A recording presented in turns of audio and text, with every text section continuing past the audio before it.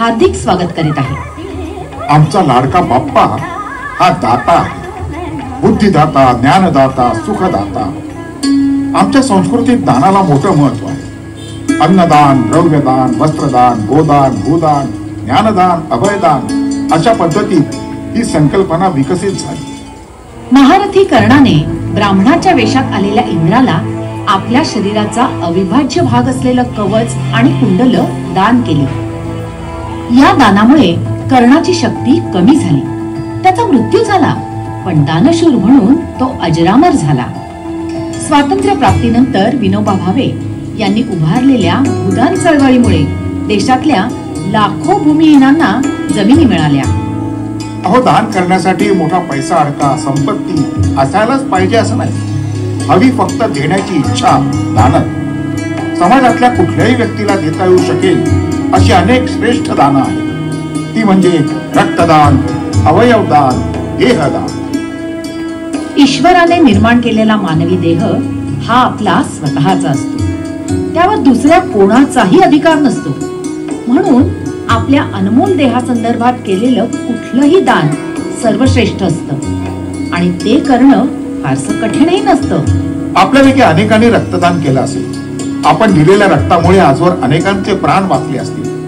रक्ताप्रमाणे जिवंतपणी आपण काही अवयवांचं दानही करू शकतो. त्यापैकी एक अवयव म्हणजे किडनी, मूत्रपिंड.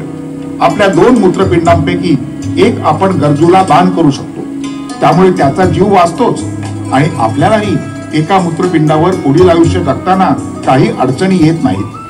डॉक्टर तात्याराव लहाने यांची मूत्रपिंड ऐन उमेदीत निकामी झाली असता त्यांच्या आई अंजनाबाईने त्यांना मूत्रपिंड दान केलं. पुढे आईही दीर्घकाळ जगल्या आणि डॉक्टर लहाने यांनी त्यानंतर 30 वर्ष लाखो रुग्णांना दृष्टी मिळवून देऊन एक नवाच विक्रम प्रस्थापित केला. यकृत, लिव्हर हा देखील आपल्या शरीरातला एक अद्भुत अवयव आहे. आपल्या यकृताचा काही भाग काढून तो रुग्णाच्या शरीरात प्रत्यारोपित केला की रुग्णाचे प्राण वाचतात आणि दात्याचं यकृतही काही आठवड्यातच पूर्ववत होतं.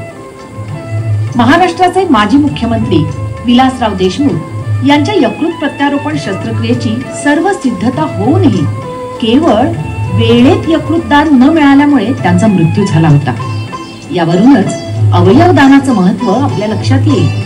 जिवंतपणे काही ऊती किंवा टिश्यूज दान करता येतात. मृत्यूनंतर किडनी, लिव्हर, टिश्यूज यांच्यासह इतर अनेक अवयवांचं दान करता येतं. त्यापैकी नेत्रदान हे कशाही प्रकारच्या मृत्यूनंतर करता येतं. मुख्य म्हणजे एका व्यक्तीच्या नेत्रदानामुळे 2 अंध व्यक्तींना दृष्टी प्राप्त होते. मृत्यूनंतरही आपल्या डोळ्याद्वारे हे सुंदर जग बघत राहण्याची एक मोठी संधी नेत्रदानामुळे उपलब्ध होते. म्हणूनच सर्वांनी नेत्रदानाचा अवश्य संकल्प करा. सर्वसामान्यपणे श्वास थांबला की आपण व्यक्ती दगावली असं समजतो, पण काही वेळा आधी मेंदू मृत होतो आणि मेंदूचं नियंत्रण गेल्यामुळं मग हळूहळू एक एक अवयव मृत होतो. असा रुग्ण जर का हॉस्पिटलच्या ICU मध्ये असेल तर पेशंटच्या नातेवाईकांनी संमती दिल्यास त्याचे 37 अवयव दान करता येतात. त्यामध्ये फुफ्फुस, लंग्स, स्वादुपिंड, पॅनक्रिया, आतडे, इंटेस्टाइन्स आणि चक्क हृदय, हार्ट देखील दान करता येतं. हृदय बंद पडून मृत्यू झाला असेल तर मात्र डोळे आणि त्वचा, रक्तवाहिन्या आणि हाडं दान करता येतात. अवयवदानातला सगळ्यात महत्वाचा भाग म्हणजे देहदान. म्हणजे मृत्यू पश्चात आपला संपूर्ण देह दान करायचा.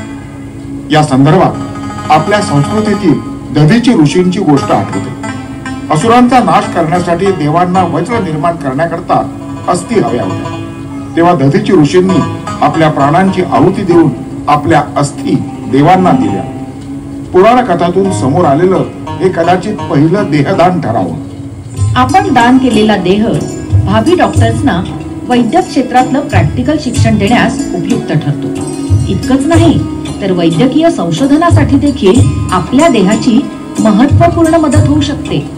या सर्व दानांमध्ये मृत व्यक्तीच्या जवळच्या नातेवाईकांची भूमिका निर्णायक ठरते. दिवंगत व्यक्तीने जरी नेत्रदान वा देहदानाची इच्छा अधिकृतपणे नोंदवली असली तरीही नातेवाईकांच्या संमतीशिवाय हे दान स्वीकारलं जात नाही. उलट व्यक्तीने स्वतः नोंदणी केली नसली तरीही नातेवाईक दान करू शकतात. म्हणूनच दात्यानं आपल्या नातेवाईकांना आपली इच्छा सांगायला हवी. सर्व कुटुंबात याविषयी मोकळेपणाने चर्चा व्हायला हवी. अवयव दानासंदर्भात जागरूकता असलेले नागरिक या मोहिमेत जबाबदारीने सहभागी होत आहेत. एका किडनी दात्याने 10,000 किलोमीटरची अवयवदान जनजागृती यात्रा केली, तर एक 67 वर्षांचे आजोबा अवयवदानासाठी देशभर प्रचार करत आहेत. अवयवदानामुळे आज अनेक रुग्णांना जीवनदान मिळत आहे आणि त्याच्या अनेक कहाण्या आता प्रकाशित होत आहेत. तरीही देशभरात अनेक रुग्ण किडनी, यकृत, हृदय यांच्या प्रतीक्षेत आहेत. सरकारही यासाठी सकारात्मक आहे. अवयव दानाच्या मदतीसाठी आता हवाई रुग्णवाहिका उपलब्ध आहे. अवयव वेळेत पेशंटकडे पोहोचावे यासाठी विमानतळ ते हॉस्पिटल पूर्ण मोकळी मार्गिका उपलब्ध करून दिली जात आहे. मृत्यूनंतर आपल्या शवाची केवळ राख किंवा माती होण्यापेक्षा मानव कल्याणासाठी त्या देहाचा उपयोग व्हावा अशी विचारधारा आज समाजात रुजवण्याची गरज आहे.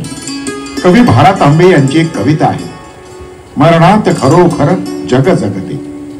जीवन आपण सगळेच जगतो, पण मरणानंतरही जगासाठी जगायचं असेल तर अवयवदान आणि देहदान याला पर्याय नाही. आमचा बाप्पा गजमुख आहे. हत्तीच्या डोक्याचं प्रत्यारोपण केल्यामुळेच बाल गणेशाचा पुनर्जन्म झाला.